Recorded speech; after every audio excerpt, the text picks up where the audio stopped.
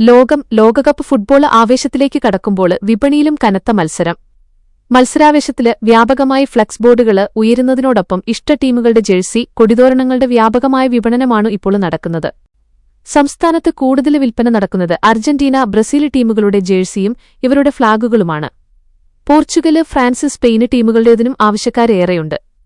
മുൻകാലങ്ങളിലെല്ലാം Argentina ടീമിന്റെ ജേഴ്സികളാണ് ഏറ്റവും കൂടുതൽ വിപണനം നടന്നിരുന്നതെങ്കിലും ഇത്തവണ ഇത് ബ്രസീല് മറികടന്നുവെന്ന് Kerala sports goods dealers association സംസ്ഥാന ജനറൽ സെക്രട്ടറിയും നിലമ്പൂരിലെ നാഷണൽ സ്പോർട്സ് സ്ഥാപന ഉടമയുമായ കെ. മുസ്തഫ പട്ടർകുളം പറഞ്ഞു. അർജന്റീന കഴിഞ്ഞ തവണ കിരീടം നേടിയതോടെ ഇത്തവണ ഫാൻസിന്റെ ആവേശം കുറഞ്ഞതാകാം കാരണമെന്നും അദ്ദേഹം പറഞ്ഞു. സംസ്ഥാനത്ത് വിപണി സജീവം മലപ്പുറം ജില്ലയാണ്.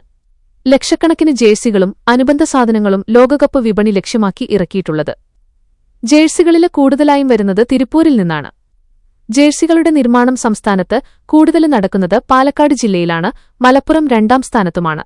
നിലവില് ആവശ്യത്തിന് ജേഴ്സികള് വിപണിയില് ലഭ്യമല്ലാത്ത സാഹചര്യമാണെന്ന് വ്യാപാരികൾ പറയുന്നു. പല സ്ഥാപനങ്ങളും മുൻകൂർ പണം നൽകി ജേഴ്സികൾക്കായുള്ള കാത്തിരിപ്പിലാണെന്നും കേരള സ്പോർട്സ് ഗുഡ്സ് ഡീലേഴ്സ് അസോസിയേഷന് ഭാരവാഹികൾ പറഞ്ഞു.